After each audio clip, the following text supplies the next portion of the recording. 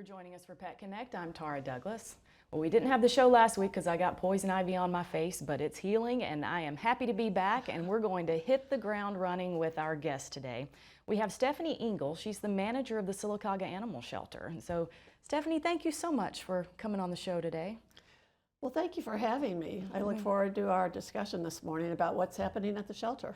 And we, just a fair warning to all of our viewers, we've got some hard things to talk about. There's some We great do. things going on at the shelter also.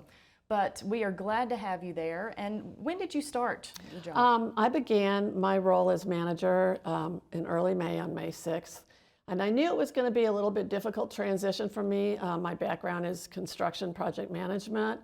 And so I've always loved animals, and I grew up working in equestrian settings on the weekends and after school. Okay. So I returned to Talladega County to help with an elderly parent, and decided to take this job because of my love for animals, and I thought I could make an impact on the shelter and help the animals. And we've made some great strides. I'm trying to connect with different members of the community, and long-term goals are to actually try to start a building campaign, because we do need a new building. That building technologically is just outdated for what we need. I think I need something that is a little smarter design with easier outdoor access for animals, because that would help decrease kennel stress.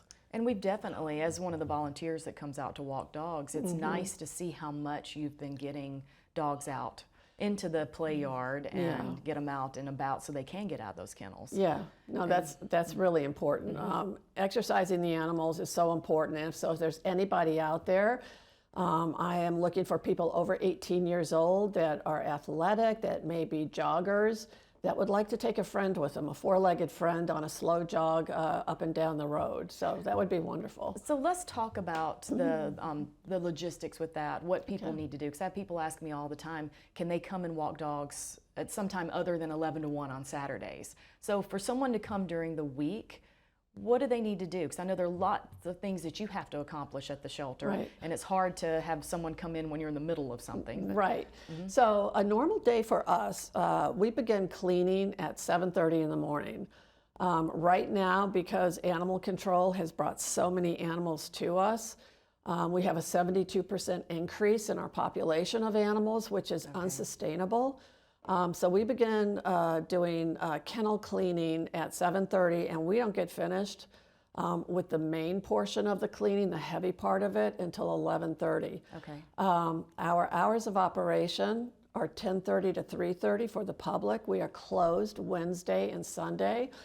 But if somebody would like to call our main number and leave a message, I will get back with them, and I can coordinate a couple hours in the afternoon, a couple other times during the week to get groups of, it'd be really great to get like women who want to lose weight, or other people whose doctors have said, you really need to get out, you need to exercise.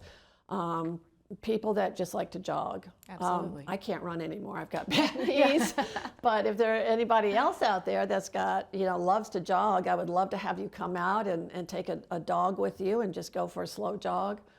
And it's a great option for people who love animals, love dogs, but maybe it's best for them not to have a dog. Because there are reasons why that a lot of people choose not to adopt a dog. And you can still love an animal and go and visit them, but not have to have it at your house. So it gives them a good a good outlet for that need to be around a pet and an animal. And that's actually a great segue into one of the topics I wanted to discuss today, which is we're in this code red situation right now at the shelter, and we are just in dire need of help. And the way that the public can help is please spay and neuter your pets. That's number one. Number two, if you have room, if you have a fenced-in yard, if you are semi-retired or work from home, consider fostering a pet, because that will open up room in the shelter, and we can move more animals through. And while we're talking about fostering, what happens with the foster situation? So do they come, take the dog, and who provides care for the dog, and who provides all of that? Okay, so if somebody is interested in fostering an animal, you would come to the shelter. We would try to match you with an animal. We have a simple contract that you would fill out, and you provide us with a copy of your driver's license and provide us with the duration that you're interested in providing care for the animal. But basically, we'd like you to foster the animal so they could start to sort of decompress out of the kennel stress mode. And that takes time. It does take time, and it will allow us to move other animals into the shelter that need that initial crucial care. And that decompression can take different amounts of time with different Sure, it animals. depends on the animal. And that's sure. important for people to know when they're adopting too, that they're Yes. not going to bring a dog home from the shelter that's immediately Right. a perfect dog. Right, that it does take time, and people need to realize and consider before they adopt an animal, you know, they need to do a little research. So like, you know, what kind of animal do I need? What kind of temperament would best suit me? What is the animal's requirement? Not what I think I need to provide, but what does the staff say the animal probably needs? What are the costs on a monthly basis to feed this animal and for monthly preventatives? So many of the animals we have currently in the shelter are heartworm positive because their owners did not give them heartworm prevention, flea med prevention every month. And they need to know too, they need to investigate how much are vet visits currently. So before you consider adopting, these are things I would just ask people to look into and then sort of hone in on maybe what breed or mixed breed you're interested in. If our shelter doesn't have the type of dog you're looking for, I have so many people that come looking for really tiny dogs. You can just like Google small dog rescue or breed specific animals you're interested in and type in rescue afterward, and it will bring up a list in our area of rescues that just specialize in those breeds or that mixed breed that you're looking for. And that's great. And that's great because we're just, you know, we want to move animals and save animals. And so even if we can't save them from our shelter, you know where to send them. Because I know you've been reaching out to a lot of rescues to try to get help, because there are rescues out there that that can take animals, and I know that all the rescues are full too. They are. What's happening at our shelter is not uncommon across the country, and especially not across the state. But Yeah, no, we're not isolated in this situation right now. So I've reached out to my group in Asheville, North Carolina. I also have a couple rescues that I've worked with on the East Coast, and everybody is just slammed.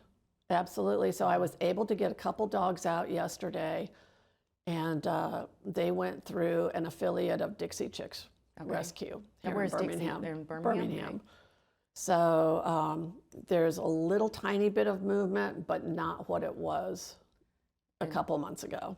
And you know, I do a lot of work with Feral Dogs of Avondale, and in the past we've been able to get dogs to other rescues and to help the shelter, but we just don't have a lot of movement there right now either. Yeah. So It's terrible. It is a bad situation. So It is. So let's talk more about that, more about the overcrowding situation and what's happening at the shelter, because there are a lot more dogs that you've had to take in than you have space for. That's correct. So the city of Sylacauga has a brand new animal control officer, and her name's Amanda Green, and she's doing a great job.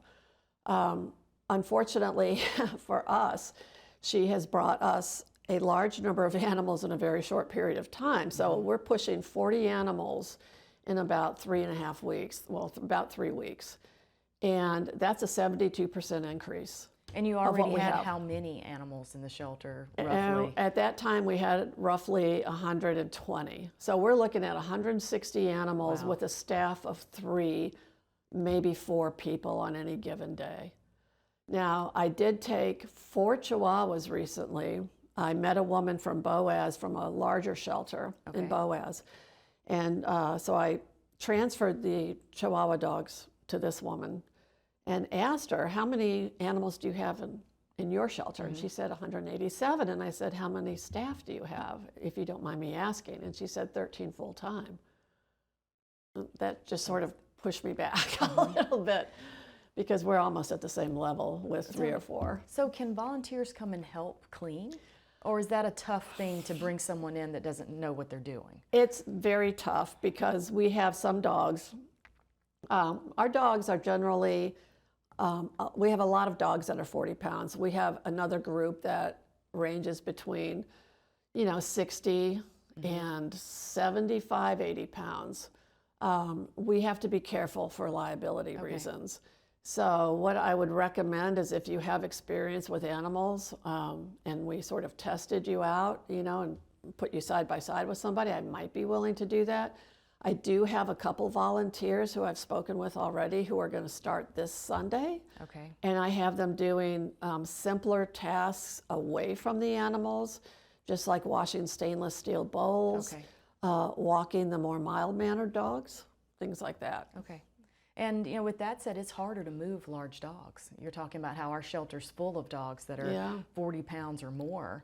And in my experiences, I've been volunteering there. Most people are asking for little dogs. Right. And it's very hard. And I think demographically too, because we're in a small rural county and there is an older population, including me, and people with disabilities. So they do look for smaller animals that they can physically handle and lift. That's been a big thing. I noticed I need to be able to lift the dog, to take it to vet appointments. Or my husband wants a small dog.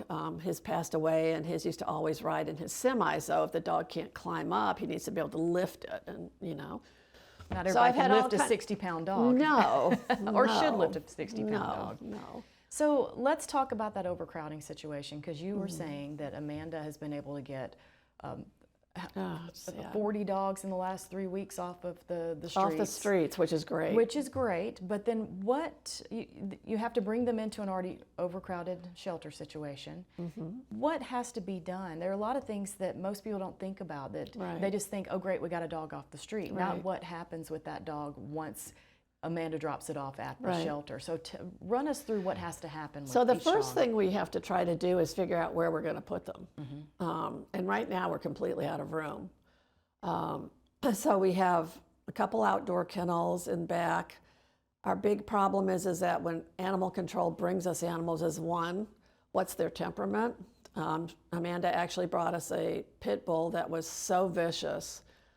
She had to handle it with a catch pole. And I said, you're not leaving it here, because we're not going to be able to handle that animal easily, and we don't need an aggressive animal either attacking us or other animals. So we had the animal euthanized right away, for safety reasons. So the other thing that people don't often think about is, before we can move an animal into the building and expose it to the entire population of existing animals, the new animal has to be completely vaccinated. The vaccinations are horrendously expensive. I bet. So I've already ordered 2 cases a week ago. We've already gone through half of that. In a week, half of it is gone. So your funds get depleted pretty fast. Yes, so everything gets depleted quickly. We also had animal control bring us several puppies recently. One of them, a couple of them are quite shy, but one of them seemed to be languishing a little bit. And when I went to change its crate yesterday, of course I touched it, and it was just blazing hot. So I gave it some amoxicillin and then moved it into the med room. And we did some testing on it, and it has parvo. So, we get sick animals too, and what we don't want to do is expose that animal to our healthy population and take a risk that all these animals get sick. Absolutely. So, and that makes it hard if all the animals have been exposed. That's hard for you to find rescues. And you can't move them at all. You can't do anything. You can't move them at all. And that's part of the problem now with some of the animals that have heartworms. If they're at all aggressive, no rescue will take them, because they don't want you just to pass along the problem. So if they are mild-mannered and have heartworms, and we can get that heartworm issue taken care of, which is a pretty easy fix actually, then they will take them. And so we do try to move as many of those animals, the good ones, that we can. And so the heartworm issue is easy to fix, but it's very expensive to fix. So it depends on the vet you're going to. It depends on the treatment that they, prescribe, and then it depends on the weight of the dog. Everything is weight-based. And we got a lot of the 40 to 60-pound dogs. The heavier they are, the more depletes your expensive. funds also when you need to get them heartworm treated. So going back to how there's a simple, and it's it's not costly, but it's simple to take a heartworm pill every month for a dog, so they don't end up in this situation. Right. But I know you get a lot in there that have heartworms, and that's tough. We do. So we've got a few more minutes. Let's talk about, you gave me some wonderful data here of what's happening in the shelters in Alabama with because you have 40 dogs come in. You told me the last month you had 12 to 14 that were adopted. Yeah. And that's just not sustainable. No, it's not. That math doesn't work. No, it doesn't. So let's talk a little bit about the hard things and what has to happen, and then. So what we're going to have to do, and I never envisioned me personally having to do this early in this position, and I certainly didn't imagine having to, euthanize the quantity of animals. That we're going to have to euthanize. But basically, we are looking at euthanizing 15 to 20 of our existing shelter pets. And we're going to have to euthanize 15 to 20 of the dogs that animal control brings in. Now, we have to do this for space. We have to do this because some of the animals, as I mentioned, are sick. We have to do this because existing animals, too many of them have had zero interest from public as far as adoption goes. Some of those animals do have heartworms, and without treatment, they're just languishing there year after year without treatment, and the heartworm problem is growing worse and compromising them. Absolutely. So that's not humane. So I'm forced to make this very difficult decision. And I dread it, but I don't want the animals to suffer either. And it just breaks my heart that there's so many animals on the street. I know more are coming. I heard that there is a gentleman that was discovered last weekend who is breeding pit bulls for fights in his one-car garage.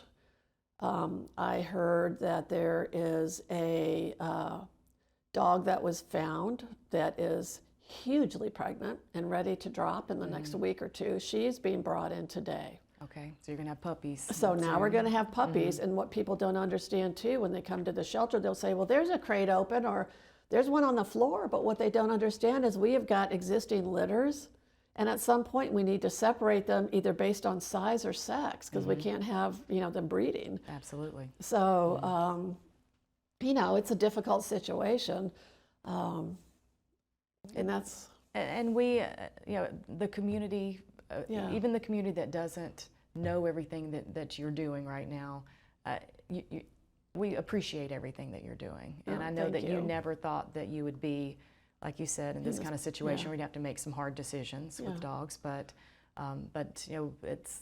Hopefully we'll see a turnaround. Hopefully we'll see more spaying and neutering, and we'll have fewer of these problems in the future. And the other thing I really want to mention is that in the last couple of days, since we issued our Code Red, I've had a number of people really step up.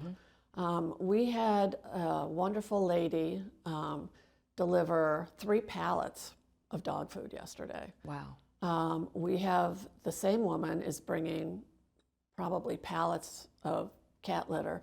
We've had another woman drive down from Alpine yesterday who hasn't been involved in a couple of years. And she brought us cleaning supplies and tons of canned food for the dogs. It's just the outpouring we're receiving right now is so wonderful, and I cannot thank the community enough, the people who are helping us through this situation, because it is so difficult.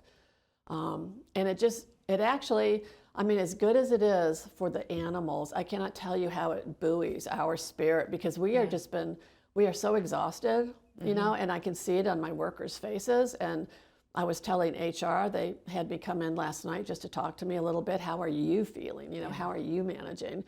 And so the care from City Hall has been palpable, and it gives us reassurance that yes, they've got our backs. And just the support from the public has been huge. So thank you all. That's great. Well, we are out of time. So we've got some wonderful dogs. Here's some pictures. This is Garth. And we've got some great dogs there at the shelter that are available. And I know Garth, and this is Amaretta. Both of those dogs are so gentle, so wonderful with walkers, and I know Stephanie can back that up, dealing with them every single day. Russo is a special dog also. That Saturday, he just sat in my lap and just loved.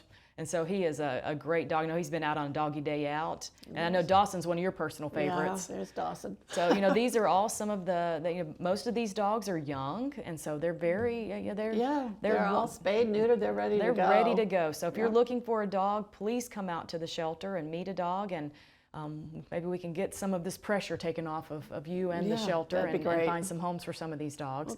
We're going to have Liz Jones. She's one of our dog walkers and volunteers at the shelter. She's going to set up a tent at the Oak Grove Harvest Festival this weekend, and so she will have some information about the shelter there. She might have one of the dogs there with her just for people to meet. But please come on out and come to the shelter and volunteer. And again, Pet Sense. Thank you. So we got Pet Sense. We got and not this weekend, but the next one, the 21st. There's an adopt-a-thon there. So we'll have someone from Pet Sense on next week, I hope, and we'll talk more about that. But Stephanie, thank you so much. Thank you for your time today. And thank you for sharing with the community. This is things that everybody needs to know, and we appreciate everything that you and all your staff are doing at the shelter. Thank you so much. Really appreciate the time. You're welcome. And thank you so much for joining us for Pet Connect. We'll have more Daybreak after these messages.